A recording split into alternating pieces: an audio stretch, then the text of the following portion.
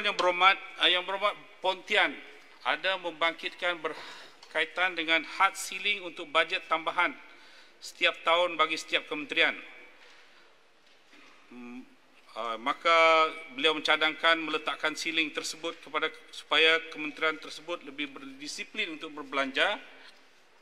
Untuk makluman yang berhormat, secara asasnya memang tidak ada had ceiling tambahan yang ditetapkan untuk peruntukan tambahan, kerana ianya bergantung kepada keperluan setiap kementerian.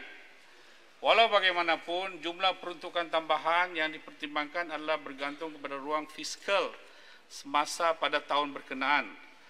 Ruang fiskal itu mengambil kira unjuran lebihan hasil yang kerajaan jangkakan pada tahun berkenaan, yang mana peruntukan tambahan yang diperlakukan tidak akan menjejaskan paras defisit fiskal dan baki akaun semasa yang ditetapkan oleh kerajaan. Yang berhormat Pontian juga ada membangkitkan berapa kali bajet tambahan boleh dibentangkan. Yang berhormat Pontian ni, beliau adalah bekas Timbalan Menteri Kewangan. Untuk makluman yang berhormat, tiada peruntukan khusus dalam perlembagaan. Akta dan peraturan kerajaan semasa yang menetapkan had beberapa kali tambahan boleh dibentangkan. Untuk makluman, Kementerian Kewangan pernah membentangkan anggaran tambahan sebanyak 4 kali pada tahun 2001, 2002, sebanyak 2 kali ada 2001 dan 2002 dan sebanyak 2 kali pada tahun 2003 dan 2014. Untuk tahun 2015, Kementerian Kewangan telah mengambil pendekatan untuk membentangkan tambahan hanya sekali setiap tahun dalam bagi tahun kewangan tersebut.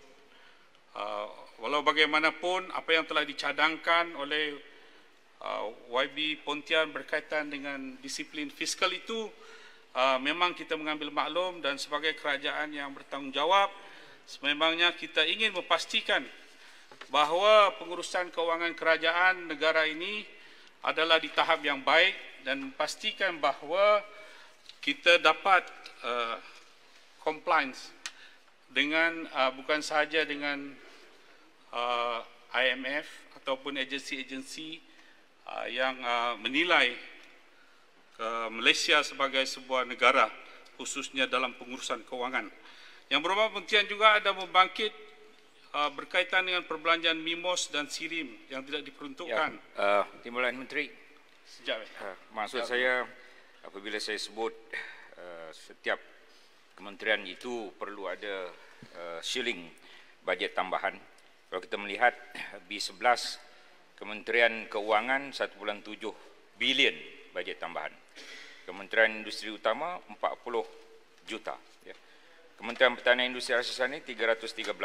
Kementerian Kesihatan masa itu tidak ada COVID pun, tapi ada 1.1 bilion bajet tambahan. Jadi pada pandangan saya lah, lagi banyak bajet tambahan satu kementerian itu menunjukkan ketidakcekapan kementerian itu mengatur segala urusan keuangannya untuk tahun yang berkenaan. Ini maksud saya.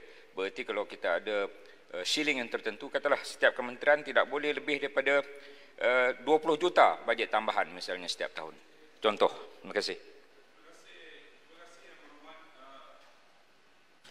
Pontian, apa yang berhormat Pontian bangkitkan itu memanglah kita mengambil maklum dan